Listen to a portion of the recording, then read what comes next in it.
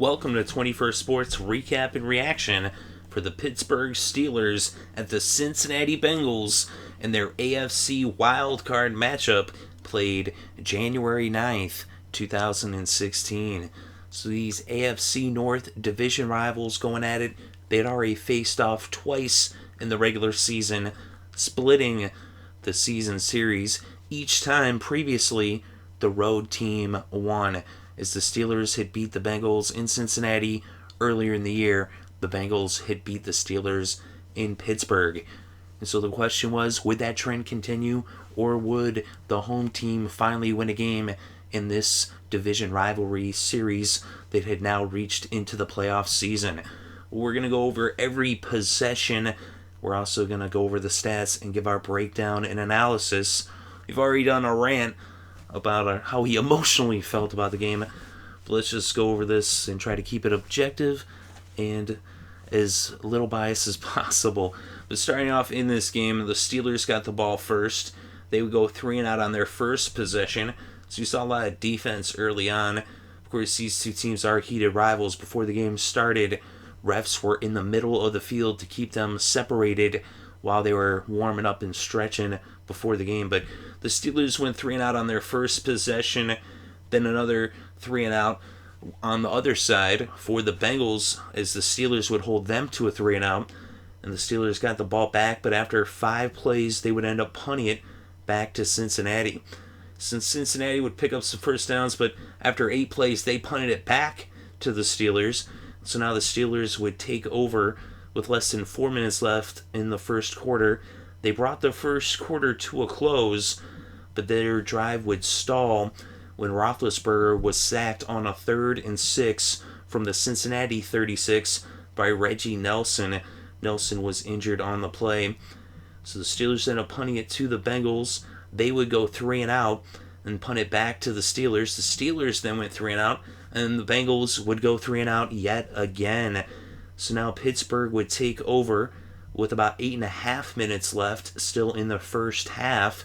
They had it on their own 34. They would end up getting into Cincinnati territory, but on 2nd and 10 from the 46, Roethlisberger goes to Wheaton.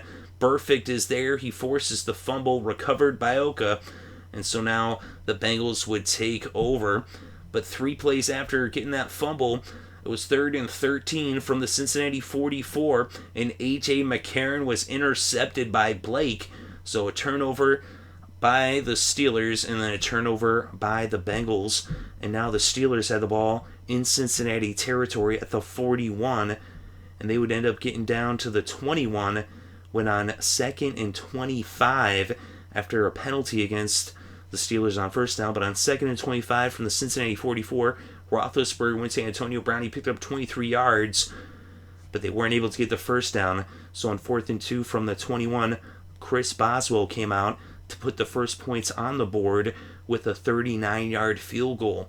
And that was with just under 2.5 minutes left in the second quarter.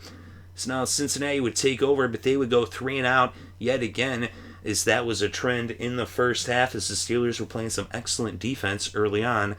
And now Pittsburgh would take over with less than 2 minutes left before halftime with the ball on their own 25, and they would quickly get up to midfield and into Cincinnati territory. And on 2nd and 15 from the 49, Roethlisberger went to Wheaton. He picked up 24 yards, and an unnecessary roughness call against the Bengals would make it a 1st and 10 on the 12, as the Steelers were in the red zone. They were not able to get it into the end zone, and Boswell would end up coming out on 4th down to kick a 30-yard field goal. It was good, and it was now 6-0 Pittsburgh over Cincinnati. So Cincinnati brought the first half to a close with a knee, and so at halftime it was a low-scoring affair, 6-0 all defense in the first half. So now Cincinnati would get the ball first in the second half, and they would get down into Pittsburgh territory when on 2nd and 10 from the Cincinnati 33, Jeremy Hill ran at 38 yards all the way to the Pittsburgh 29. But on first down, A.J. McCarron going back to pass, and his arm gets hit by Jones. It's ruled a sack, Cam Thomas comes up with the fumble. He ends up fumbling, and then William Gay picks it up, and he runs it 41 yards for the touchdown. But it would be reviewed, and it was ruled that Cam Thomas was down when he recovered the fumble, and so no touchdown. The touchdown comes off the board. It would have been 12-0 with extra point, 13 if they went for one, 14 maybe if they go for two. But either way, the play would resume now with the Steelers continuing their drive, and they would end up with a 34-yard field goal as the result of this possession. So they did not score the touchdown, but they do come away with 3 points as Chris Boswell knocks it through the uprights, and it was now 9-0 Pittsburgh over Cincinnati. The Bengals would end up punting after 5 plays on their next possession, and so now Pittsburgh would take over with about 8.5 minutes left in the third with the ball on their own 18, and they got a first down. And then on 2nd and 10 from the 30, Roethlisberger to Antonio Brown. He picks up 60 yards as he almost scored a touchdown, but Dre Kirkpatrick was there to tackle him. Then on 2nd and goal from the 10, Roethlisberger to Martavius Bryant, and Bryant makes a catch that you just had to see to be believed. It was an amazing, spectacular catch as Bryant first catches it with 2 hands. Then when he went to bring it to his body, he ends up putting the one hand and the ball to his right leg, and it seems as if he might lose control, but instead he balances the ball, keeping control with his leg, and ends up doing a flip. It was unbelievable. What a crazy, crazy catch. And I watched it over and over again, and I was like, at first I wasn't sure if he really caught the ball, but then when I watched it again, I was like, you know what? The way he uses his leg, it's a part of his body. Imagine if the leg is his chest, and that's a catch. Your leg's part of your body. He doesn't lose control. He kept control, and what an effort. And the flip, oh my goodness, what an amazing play by Martavius Bryant. And so they went for 2 points here, but the attempt would fail, and so it was 15-0 with about 5 minutes left in the third. At this point, it had been all Pittsburgh. So now the Bengals would get the ball. They started with it on their own 20 after the touchback on the kickoff. They would bring it up to midfield. They ended up getting into Pittsburgh territory. They get all the way down to the 23, and it was 3rd and 9. A.J. McCarron went to Giovanni Bernard, and Giovanni Bernard got lit up by Ryan Shazier, helmet to helmet, no call on the play, and initially it was ruled that Bernard was down, but Pittsburgh challenged, and they ended up ruling that it was actually a fumble, and so now the Steelers had the ball. The fans were going crazy. They were throwing stuff on the field. Both teams were going nuts. As it was throughout the game, at many different times, it appeared as if a fight was about to break out all throughout the game. But no flag here, and the referees give the ball to Pittsburgh. So it was a fumble on the play. Pittsburgh takes over, but they would go 3 and out. And on the very final play of the third quarter, Roethlisberger was sacked on 3rd and 18 from the Pittsburgh 17 by Vontaze Burfict. Looked like he might have even separated his shoulder, but Roethlisberger would go to the locker room, and the third quarter came to a close. So it was 15-0 heading into the fourth quarter. And on the first play of the fourth quarter, the Steelers would punt to the Bengals. So the Bengals are fired up at this point. And on 2nd and 10 from the Pittsburgh 46, A.J. McCarron hits A.J. Green, but it was an incomplete pass, but a pass interference call gives them 42 yards on the play. So Allen gets called for the penalty. He didn't turn around, he didn't look behind him, and he had his hands on A.J. Green, who was going up for what would have been a touchdown if he had not been interfered with. So it was 1st and goal on the 4. Hill picks up 3 yards. And on 2nd and goal, they go right back for it. And Jeremy Hill bursts through the line, 1-yard touchdown. And the fans are going crazy. Nugent adds the extra point, and the Bengals are finally on the board. It's now a 1-score game with the score Pittsburgh 15, Cincinnati 7, with 14 minutes still left to play.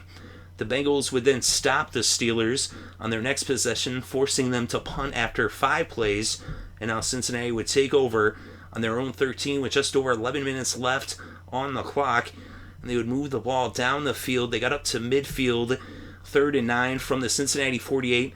McCarron hooks up with Tyler Eifert. A tremendous effort by Eifert on the play, 18-yard reception to make it a first down to 34. And they would end up getting into the red zone on 3rd and 18 from the 22 with a 5-yard pass from McCarron to Burkhead, but it was 3 yards shy of the first down. So on 4th and 3 from the 17, Mike Nugent came out to kick a 36-yard field goal. It was good, and it was now Pittsburgh 15, Cincinnati 10, with just over 5 minutes left in the fourth quarter. So now the Steelers would get the ball, but the Bengals would stop them and force them to punt after 3 plays, so a 3-and-out by the Steelers, and now Cincinnati would take over after the punt on the Pittsburgh 45. They're actually faced with a 4th and 2 from the 37. They elected to go for it as there was less than 3 minutes left in this game, and A.J. McCarron hits Marvin Jones for a 9-yard reception, and it was a first down at the Pittsburgh 28. McCarron then scrambled for 3 on the next play, and then an incomplete pass would bring up 3rd and 7 from the 25, and A.J. McCarron to A.J. Green. A.J. Green with a great catch and a touchdown, 25-yard touchdown. The Bengals go for 2. They did not convert, and so now it was a 1-point game with the score Cincinnati 16, Pittsburgh 15.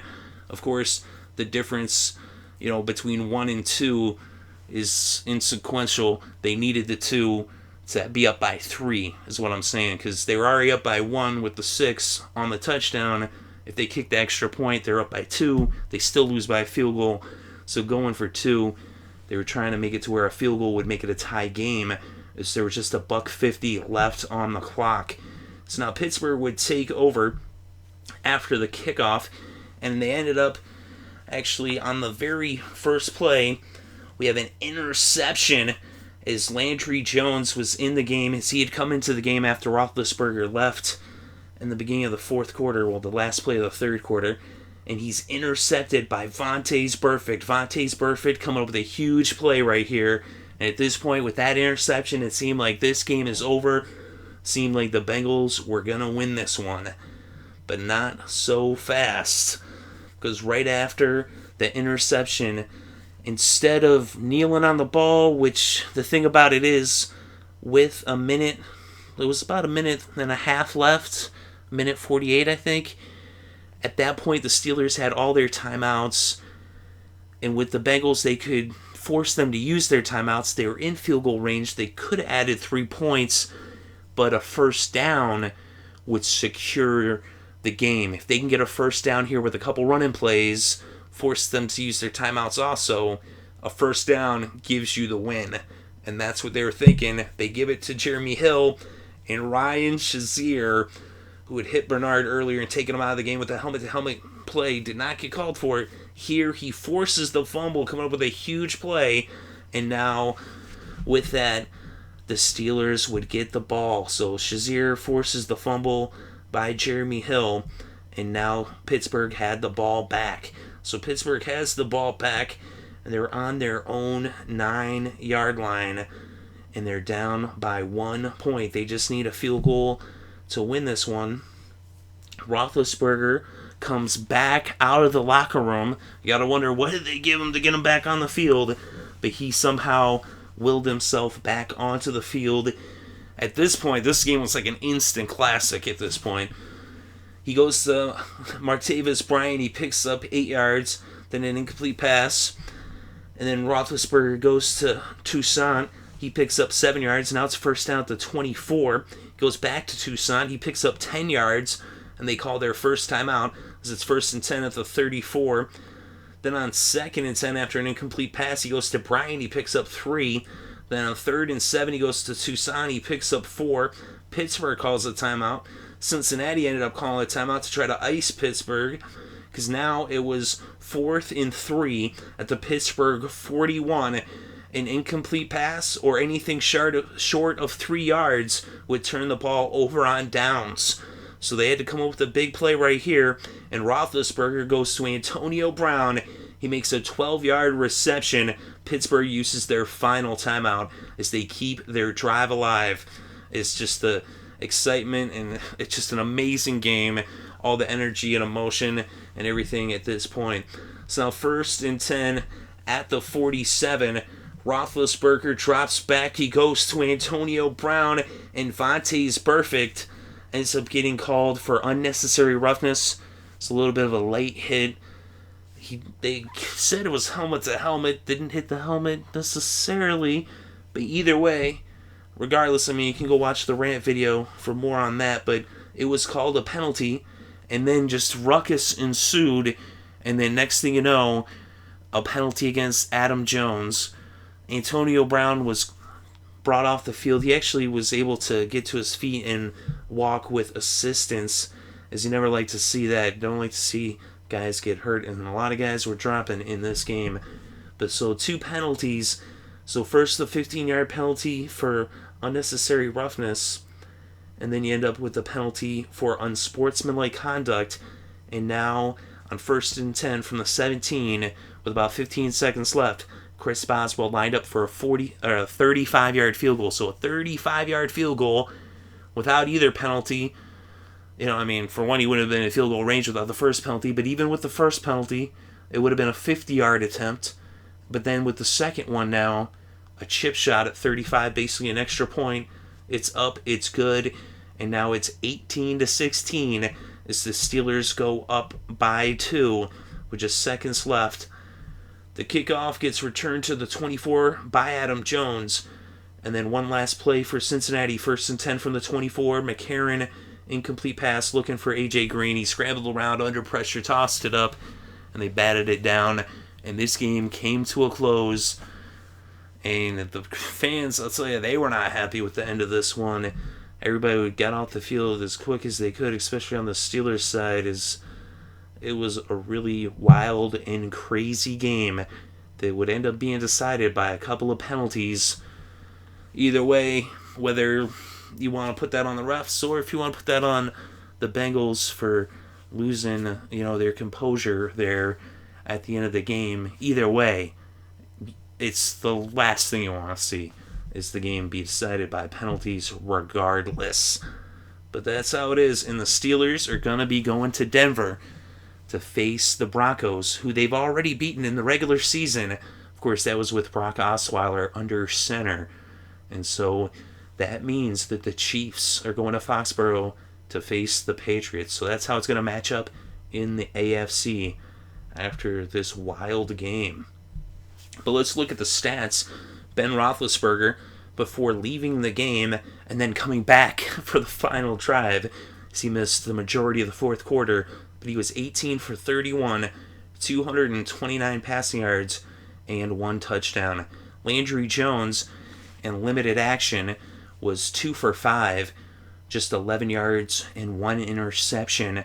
Jordan Todman, 11 carries for 65 yards in this game. And Fitzgerald Toussaint, 17 carries for 58 yards. He also had 4 catches for 60 yards, giving him 118 total yards in this game.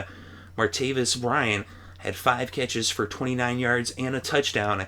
He also had 1 carry for 44 yards in this game, which gave him 73 total yards. Antonio Brown had 7 catches for 119 yards in the game as well.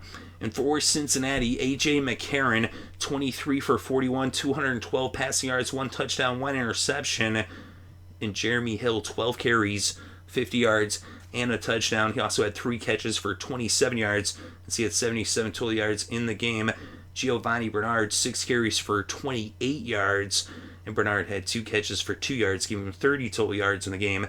A.J. Green, 5 catches for 71 yards and a touchdown. Tyler Eifert, 5 catches for 58 yards. Marvin Jones, 4 catches for 32 yards. Then we look at the kickers in this game. Chris Boswell was perfect, 4 for 4 on the field goals. Did not attempt an extra point, as they would go for 2 each time. And then for the kicker for Cincinnati, Mike Nugent, he was also perfect. Of course, he only attempted 1 field goal and 1 extra point. He was 1 for 1 on each. Then we look at the defense for Pittsburgh. Shazier, those 2 forced fumbles. James Harrison, former Defensive Player of the Year, he had a sack in this game. So did Jones, and Hayward had a sack as well. And Blake had an interception, and Jones also had a forced fumble, as did Hayward. It's 5 fumbles by the Bengals. They ended up losing 3. But with the Bengals on defense, Vontaze Burfict had a sack, an interception, and a forced fumble. Williams had a forced fumble. Geno Atkins had a sack. Reggie Nelson had a sack. Carlos Dunlap had a half sack, and Sims had a half sack. Look at the team stats. 21 first downs for Pittsburgh, 19 first downs for Cincinnati. On third down, the Bengals 5 for 15, 33% conversion rate. Pittsburgh 2 for 13 on third down, just 15% on third down for the Steelers. Both teams went for it once on fourth down, and they did convert for 100%. Total net yards, 369 for Pittsburgh, 279 for Cincinnati. On the ground, the Steelers netted 167. The Bengals netted 91. As the Steelers actually netted 2 more yards per rushing play at 5.8 versus 3.8 for Cincinnati. And through the air, the Steelers netted 202 as they allowed 4 sacks for a total loss of 38 yards. And the Bengals netted 188, allowing 3 sacks for a total loss of 24 yards. Penalties in this game, penalties aplenty. And I mean, the refs were giving the penalties a lot. They should have had more penalties. That's what's so crazy. But 10 penalties against the Steelers, 142 penalty yards, 8 penalties against the Bengals for 79 yards. So 18 total penalties in this game. And they ended up with over 200 penalty yards between the two teams. He had 7 fumbles in this game, 2 for the Steelers. And of course, they recovered 1, they lost 1. 5 fumbles for the Bengals. They recovered 2, lost 3. Of course, rain was a big factor in this game. Kept it low scoring and also kept the ball slippery. And that's what led to a lot of turnovers. Then we look at the red zone. And the Steelers just 1 for 4 in the red zone, just 25%. They were struggling to get into the end zone. So the Bengals play exceptionally well on defense. It was good defense on both sides. Some really hard-nosed defense for sure. In the red zone for Cincinnati, 1 for 2, 50%. And the time of possession nearly even, 30 minutes, 37 seconds for Pittsburgh, 29 minutes, 23 seconds for Cincinnati. So it's a really tight, hard-fought game. Pittsburgh really, for the first 3 quarters, they were pretty dominant in this game. You actually would have thought they would have had a bigger lead after 3 quarters. But even, it was a 15-point lead. Cincinnati found a way to come back and take the lead. And it was such a great fourth quarter. It was a crazy game, but the refs, they let it get out of hand. And eventually, in the end, the penalties end up determining the game one way or another. Of course, I guess you could make the argument that the Steelers had plenty of penalties as well, even though they should have had more. And really, both teams should have had more penalties called against them, or less. I mean, you're going to either call it loose or call it tight. But I go more into that in the other video. I'm not going to get into that right now. If you want to check that out, you can.